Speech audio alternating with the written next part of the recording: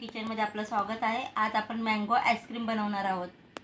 मी ते पॅन मध्ये 1 लिटर दूध घेतलंय। तुम्ही कोणतेही दूध घेऊ शकता, गाईचं म्हशीचं कोणतेही घेऊ शकता। आता हे चांगलं गरम करून घ्यायचे उकळी येस्तवर। तर दूध चांगलं तापलंय। आता आपण त्यात थोडं दूध काढूया। इथे मी 1 कप दूध घेतलंय गरम। आता ते आपण थंड करायला ठेवूया। आता बाकीचं दूध आटवून घेऊया। थंड झालंय। 1 चमचा आपण कॉर्न फ्लोअर घालणार आहोत। आता हे सर्व मिक्स करून घेऊया।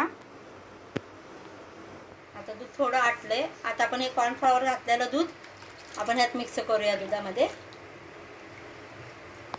कॉर्न फ्लोअरनी दूध घट्ट होण्यास मदत होते, लवकर घट्ट व्हायला सुरुवात होते।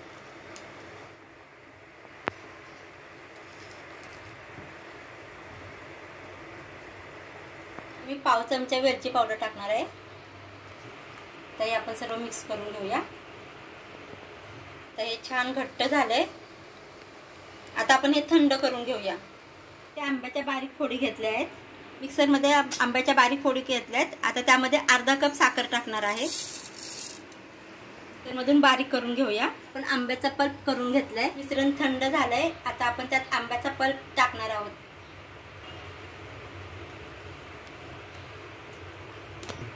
आता हे सर्व मिश्रण मिक्स करून घेऊया।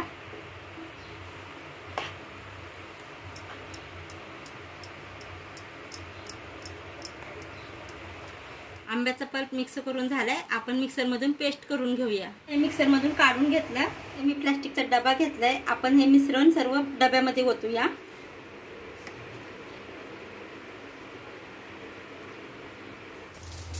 आपण आता ह्याच्यावर सिल्वर पेपर लावणार आहोत। तुम्ही इथे प्लास्टिकचा कागद सुद्धा लावू शकता। त्यावर आपण झाकण लावणार आहोत।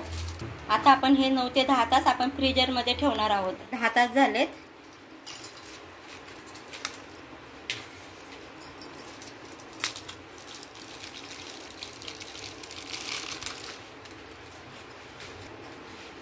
आईस्क्रीम तयार झालंय। आता आपण काढूया।